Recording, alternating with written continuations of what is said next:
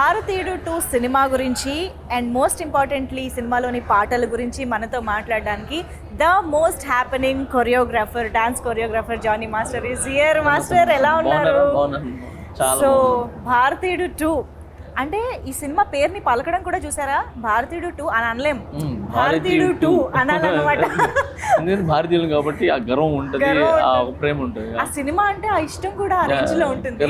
Master, first of all భారతీయుడు cinema first release అయినప్పుడు మీరు ఏం చేస్తూ ఉన్నారు? నేను ఊర్లో మెకానిక్ పని చేసుకున్నా.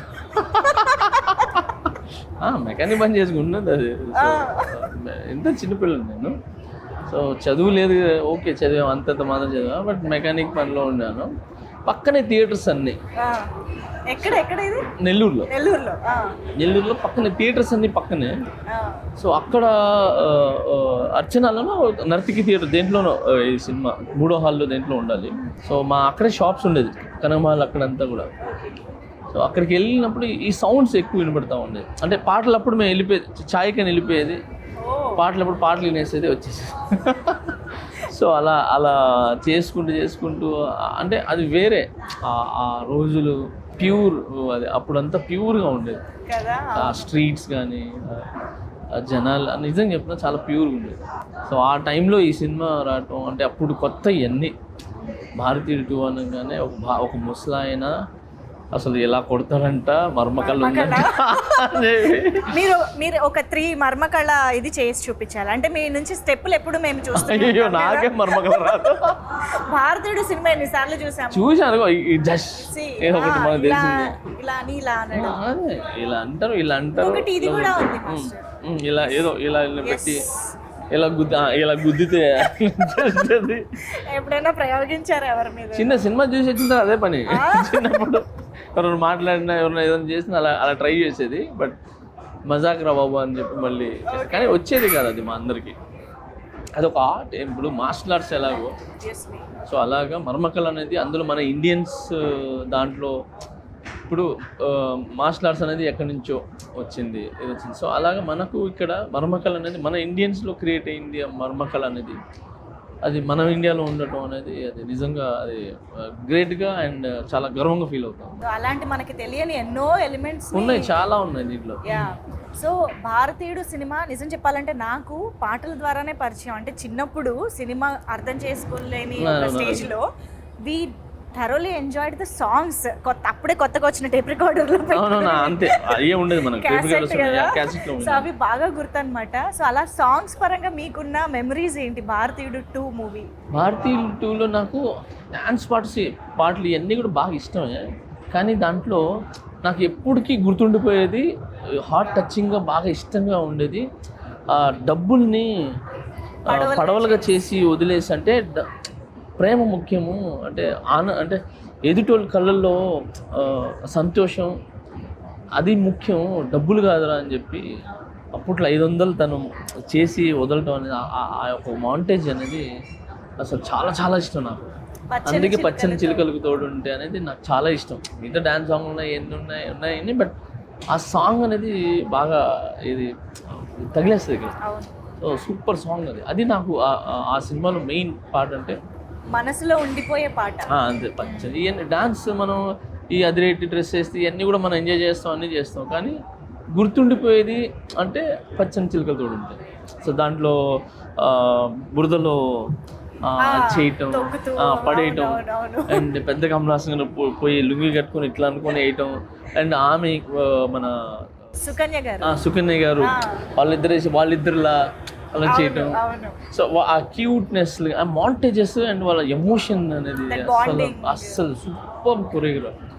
ఇప్పటికీ అలా కళ్ళ ముందు చాలా మంచి కొరియోగ్రాఫర్, నాకు చాలా ఇష్టం ఆ కొరియోగ్రాఫర్. సో ఇప్పుడు కమింగ్ టు భారతీయుడు 2, ఫైనల్గా మీరు భారతీయుడు 2 సినిమాలోని పాటలకి కొరియోగ్రఫీ చేయడం అసలు ఎప్పుడైనా ఎక్స్పెక్ట్ చేశారా? Did you? అయ్యో నేను చేయలేదు, ఇమాజిన్ ఆర్ లేదు నేను చేయలేదు. కానీ నేనేంటంటే మిస్ అయినా ఈ 2 మేబీ 3 ఏదో అనుకుంటున్నారు, నాకు తెలీదు, దాని నుండి చేస్తాను.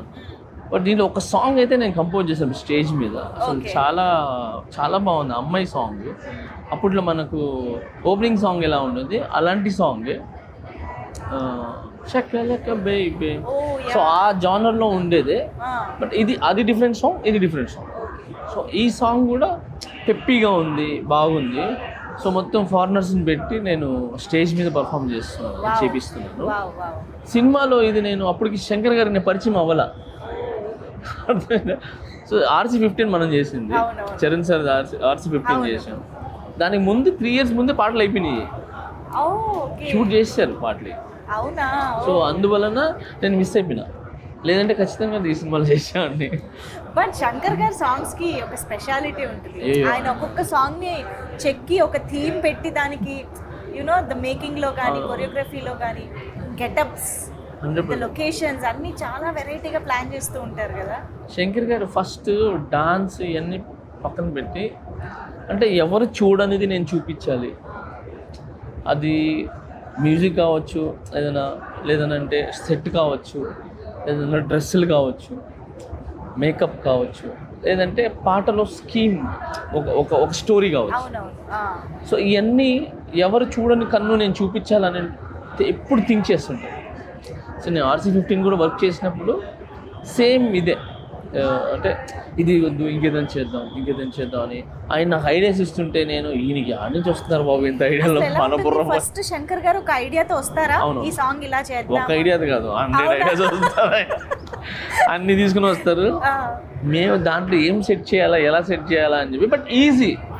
ఓకే, అక్కడ proper technician, proper hard work, talented ఉన్నాడు అనుకోండి, వాడికి చాలా ఇష్టపడుతుంది ఆయన చెప్పి, అంటే ప్యాషన్ అయిపోతాడు తనకి. ఎందుకంటే అంటే కొత్తవి తను నేర్చుకోవచ్చు, తను కూడా ప్రూవ్ చేసుకోవచ్చు. సో శంకర్ గారితో వర్క్ చేసే అవకాశం దక్కింది, కమల్ హాసన్ గారితో చేసే అవకాశం మిస్ అయింది. But no problem. బట్ సినిమాలో చేయకపోయినా అవును, Manifesting India 3 ఖచ్చితంగా దాంట్లో చేస్తాను, నమ్ముదాం. కలిసారా ఎప్పుడైనా కమల్ హాసన్ గారిని? బయట చాలా ప్లేసెస్లో కలిసాను, బట్ ఎక్కువ మనకు అంటే ఎప్పుడు ఒక సాంగ్ కానీ వెళ్తే మనం ఫలానా అని చెప్పి తెలుసు. నేను రజనీ సార్ని కూడా చాలాసార్లు కలిశాను, బట్ జైలర్ సినిమాలో మనం దగ్గరగా చూసి పిలిచి డాన్స్ చేయించి అన్నీ చేయించాం. సో ఎప్పుడైనా ఏంటంటే కమల్ హాసన్ గారిని బయట కలిసాం కానీ వర్క్ చేయాలి. మీకు ఒకవేళ అవకాశం దొరికితే ఇలాంటి జానర్లో సాంగ్ వస్తే బాగుంటుంది అని ఏదైనా ఒక డ్రీమ్ అలా అనుకోవడం ఏదైనా ఉందా? నాకు కమల్ హాసన్ గారితో చేస్తే దశావతారాలు ఒక సాంగ్ చేశారు, కాంతారా లాంటి కైండ్ ఆఫ్, ఆయన చేసింది దశావతారాలు అలాంటిదే ఒకటి ఉంటుంది. సో అది ప్రాపర్గా ఇంకా ఎగ్జిక్యూట్ చేసి, అంటే ప్రాపర్గా చేయాలి అనేది దాంట్లో భలే ఉంటుంది. అది మీరు చూస్తే దాంట్లో ఉంటుంది, అన్ని అవతారాల్లో. సో ఆ విధంగా ఏదైనా ఇంట్రెస్టింగ్గా అదొకటి. తర్వాత మాటలు కొరియోగ్రాఫీ చేయడం ఇష్టం. ఓకే, కన్ను పిల్లవన్నీ కన్నులున్నవన్నీ ఎన్ని వగలు పోతున్నావే చిన్నారే, అంటే ఆపోజిట్ తన్న అంటే అలాంటి టాస్క్ అదొకటి. తర్వాత ప్రియతమా నీ వచ్చట కుశలమా నీ నిచ్చట కుశలమే, సో అలాంటి కొరియోగ్రఫీ చేయడం ఇష్టం. అయ్యో అది నెక్స్ట్ లెవెల్ సాంగ్స్. సో భారతీయుడు 2 సినిమా నుంచి ఒక ఆడియన్స్గా మాలాగా ఏం ఎక్స్పెక్ట్ చేస్తున్నారు, ఎలా ఉండబోతుంది అనుకుంటున్నారు? అంటే నేను భారతీయుడు 2 నుంచి నేను ఎక్స్పెక్ట్ చేసేది ఏంటంటే, ఈ సినిమాతో దాంట్లో కరప్షన్స్ ఈ సినిమా వచ్చిన తర్వాత ఆల్మోస్ట్ కొంచెం మారింది. భయపడ్డారు అనమాట కొంచెం, ఏది ఎక్కడో అంటే భయపడటం కావచ్చు, లేదా మన ఇండియా మనం చేయకూడదు అనొచ్చు, లేదంటే ఇది తప్పు కదా అని చెప్పి ఒక 100లో 10% అయినా ఏదైంది. ఈ సినిమాతో కూడా అలాంటి మెసేజ్ వచ్చి జనాలకి ఉపయోగపడి మారేది, అలాంటిది ఏదైనా మెసేజ్ వచ్చి పబ్లిక్ హ్యాపీగా ఉండి వాళ్ళ లైఫ్ బాగుంటుందని ఎక్స్పెక్ట్ చేస్తున్నాను. Amazing master, very nice talking to you, all the very best for future endeavours కూడా. Thank you.